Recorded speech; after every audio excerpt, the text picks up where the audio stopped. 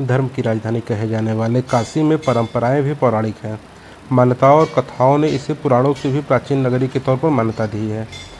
काशी में रामेश्वर काशी पंचक्रोशी के तृतीय पड़ाव स्थित पर बसा हुआ है।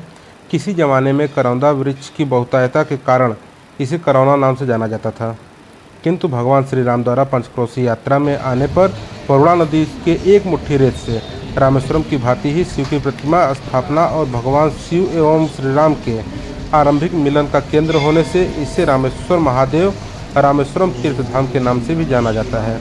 यहाँ लोटा भंटा के मेला के दौरान दूर दूर से आकर लोग कल्पवास कर बाटी चोखा और दाल चावल बनाकर भगवान शिव को इसका भोग भी लगाते हैं और प्रसाद एक दूसरे को बांटकर पुण्य की कामना करते हैं। आचार्य पंडित श्री अनूप तिवारी, मैं इस अपनी सनातनी गद्दी पर पीढ़ी दर पीढ़ी से पीठाधीश्वर के रूप में विराजमान होते हुए चला रहा हूँ। यह मंदिर त्रेता युग में भगवान श्री रामचंद्र जी के हाथों द्वारा स्थापित है। एक तो उन्होंने स्थापित किया सेतुबाद रामेश्वरम रावण के वध से पहले, और जब युद्ध काल में उन्होंने रावण का वध कर दिया तो उनको ब्रह्मत्या पाप लगा। उस ब्रह्मत्या पाप का प्रायश्चित करने के लिए भगवान श्री रामचंद्र जी अपने भाई और सभी गुरुजनों सहित काशी पंचक्रोशी यात्रा करने आए। चूँकि ऐसा विधान है कि पुण्य क्षेत्रे कृतं पापम तीर्थ क्षेत्रे विनश्यति, तीर्थ क्षेत्रे कृतं पापम पंचक्रोशे विनश्यति, पंचक्रोशे कृतं पापम वज्रलेपो भविष्यति। कि दान पुण्य लेने देने में कुछ पाप हो जाए तो तीर्थ में स्नान करने से पाप नष्ट होता है, और तीर्थ में भी पाप हो जाए तो पंचक्रोशी करने से पाप नष्ट होता है, और पंचक्रोशी में भी पाप हो जाए तो पुनः पंचक्रोशी करने से नष्ट होता है। और ऐसा सोच के पाप किया जाए कि पंचकोशी कर लेंगे पाप नष्ट हो जाएगा, तो वज्र लेपो भविष्यति, वो पाप नष्ट नहीं होता। तो ज्ञाता ज्ञात कृतं पापम, अज्ञात अवस्था अथवा ज्ञात अवस्था में भी जो पाप हो जाए वो पंचक्रोशी यात्रा करने से नष्ट होता है, और दैहिक दैविक भौतिक तीनों प्रकार के ताप नष्ट होते हैं। इसी महत्वता के साथ भगवान रामचंद्र जी काशी पंचक्रोशी यात्रा करने आए। तो पंचक्रोशी का यह तीसरा पड़ाव है। काशी के मुख्य 5 पड़ाव हैं। प्रथम पड़ाव कर्दमेश्वर, द्वितीय भीमचंडी, तृतीय रामेश्वर, चतुर्थ शिवपुर, पंचम आखिरी पड़ाव कपिलधारा। तो 5 पड़ाव की यात्रा करने के लिए भगवान रामचंद्र जी संकल्प लेकर के यात्रा प्रारंभ किए। तो यहाँ जब वरुणा के तट पर आए तो स्कंद पुराण का एक श्लोक है कि एक रात्रे तु मध्ये प्रभु से शुचिमानस वरुणा यास तटे रम्ये स यातिम परमाम गतिम। एक रात्रि अथवा मध्य रात्रि वरुणा के तट रामेश्वर पर निवास करने का विशेष फल है। इसी फल के लिए भगवान रामचंद्र जी यहाँ रात्रि प्रवास किए। तो उनके मन में ऐसा भाव उठा कि हमारे इष्ट देव भगवान शिव जी हैं और शिव जी को हम काशी पंचक्रोशी में नहीं स्थापित किए। तो उन्होंने हनुमान जी से इच्छा प्रकट की और कहा, हनुमान जी आप जितना अच्छा शिवलिंग मिले सो लेकर के आइए, हम अपने इष्ट देव भगवान शिव जी को यहाँ स्थापित करेंगे। तो हनुमान जी मूर्ति लेने के लिए गए और मुहूर्त इधर बीतने लगा। हनुमान जी को अहम हो गया कि जो भी भगवान का विशेष कार्य होता है प्रभु हमसे ही कहते हैं, इसका मतलब उनके सबसे प्रिय भक्त हम ही हैं। तो अहंकार ही भगवान का भोजन है। भगवान ने माया कर दिया।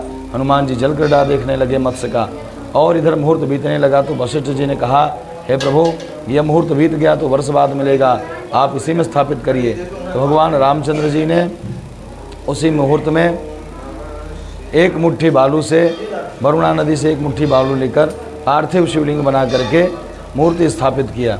तो मूर्ति स्थापित करने के बाद वशिष्ठ जी ने पूछा कि प्रभु आपने किसकी स्थापना की? तो उन्होंने कहा, हमारे एक ही आराध्य इष्ट देव भगवान शिव जी हैं और हमने शिव जी को स्थापित किया है। शिव जी प्रकट हो गए। शिव जी ने कहा, इसमें हम नहीं, यहाँ आप स्थापित हो गए। परस्पर एक दूसरे को दोनों लोग कहने लगे। उपस्थित सभी लोग हंसने लगे कि आज तक हम सुने थे कि आप एक दूसरे के स्वामी, एक दूसरे के सेवक, एक दूसरे के सखा हैं, लेकिन आज देख करके धन्य हो गए। तो भगवान राम जी ने यहाँ गुरु की मर्यादा बढ़ाई। उन्होंने कहा, हमारे कुलगुरु आप वशिष्ठ जी हैं, आप ही जो निर्णय करेंगे वो सर्वमान्य होगा, आप ही निर्णय करिए कौन स्थापित हुआ।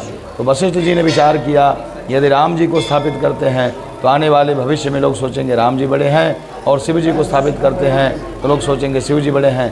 उन्होंने कहा, रामस्य ईश्वर जस्य स रामेश्वर, शिव ईश्वर जस्य स रामेश्वर। जो राम के ईश्वर वह रामेश्वर, जो शिव के ईश्वर वह रामेश्वर। आप एक दूसरे के पूरक हैं, आप दोनों लोग यहाँ इसी शिवलिंग में विराजमान हो जाइए। तो गुरु की आज्ञा मान करके भगवान राम और भगवान शिव एक ही शिवलिंग में मनोहर शिवलिंग में विराजमान हो गए। और भगवान राम की प्रसन्नता के लिए यहाँ इसी शिवलिंग में तुलसी पत्र चढ़ाया जाता है और भगवान शिव की प्रसन्नता के लिए बिल्वपत्र चढ़ाया जाता है। तो हनुमान जी मूर्ति लेकर के आए तो नृपेशुराम हनुमान जी को लगा कि भगवान ने स्थापित कर दिया, हम विलंब हो गए। तो हम ज्ञानी नाम अग्रगण्यम, हनुमान जी को सारी स्थिति से अवगत हो गए और समझ गए, भगवान के चरणों में गिर गए। उन्होंने कहा प्रभु अपराध हो गया। तो भगवान राम जी कहा हनुमान जी आपने युद्ध काल में हमें बहुत मदद किया था, आपके सैनिकों की क्या संख्या है? तो हनुमान जी ने कहा कि असंख्य है, यहाँ हमारे भालू बंदरों की संख्या असंख्य है। तो उन्होंने कहा सभी लोग मिलकर के स्थापित करिए। तो सभी लोगों ने मिलकर के स्थापित किया और नाम हुआ असंख्यातेश्वर महादेव। तो राम जी के द्वारा स्थापित हुआ रामेश्वर, भरत जी ने किया भरतेश्वर, लक्ष्मण जी ने किया लक्ष्मणेश्वर, शत्रुघ्न जी ने किया शत्रुघ्नेश्वर, और सभी लोगों ने एक एक शिवलिंग स्थापित किया। और प्रांगण में 1600 साल पुरानी प्रतिमाएं विराजमान है। सतयुग की देवी तुलजा भवानी विराजमान है। और नाटौर की महारानी, जो आज का बांग्लादेश है, वो पूर्व का नाटौर हुआ करता था, वहाँ की रानी थी रानी भवानी जी। रानी भवानी जी ने यहाँ तपस्या करके दुर्गा जी को स्थापित किया। तुलजा भवानी दुर्गा देवी एक मंदिर में स्थापित हैं। और स्कंद पुराण के काशी खंड में ऐसा वर्णन आया कि रामेश्वरम महालिंगम वरुणायास तटे शुभे। शिवलिंग की श्रेणी होती है, शिवलिंग, पार्थिव लिंग, बाणलिंग, ज्योतिर्लिंग, महालिंग, आत्मलिंग। तो भगवान ये इस वर्ष का सावन अति पुण्य और फलदायी है, क्योंकि श्रवण नक्षत्र सोमवार से श्रावण प्रारंभ हुआ और श्रवण नक्षत्र सोमवार से ही सावन का समापन हो रहा है। तो 5 सोमवार व्रत के हैं और 5 सोमवार पूर्ण करने के लिए जो प्रत्येक अन्य श्रावण मास में आगे आदि का सोमवार व्रत किया जाता था, तो यहाँ भगवान जो है 5 सोमवार में अभिष्ट सिद्धि प्रदान करने के लिए अपने भक्त को विराजमान है।